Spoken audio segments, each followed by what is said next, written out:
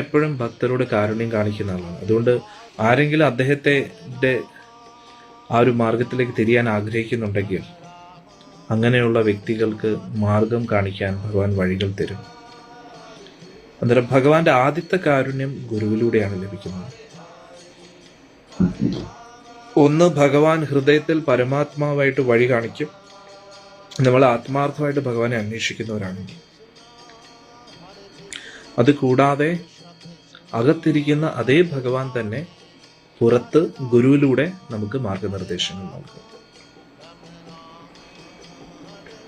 ഇത് കൂടാതെ ശാസ്ത്രങ്ങളിലൂടെ, ഗീത ഭാഗവത പഠനത്തിലൂടെ നമുക്ക് ഭഗവാനുമായിട്ടുള്ള ബന്ധത്തെ മനസ്സിലാക്കാനുള്ള കാരുണ്യം നൽകുന്നു. ആ ബന്ധത്തിന്റെ അടിസ്ഥാനത്തിൽ എങ്ങനെ സേവനം ചെയ്യണം എന്ന് പറഞ്ഞു തരുന്നു. ജീവിതത്തിന്റെ പരമോന്നത ലക്ഷ്യം എന്തായിരിക്കണം എന്നും പറഞ്ഞു തരുന്നു.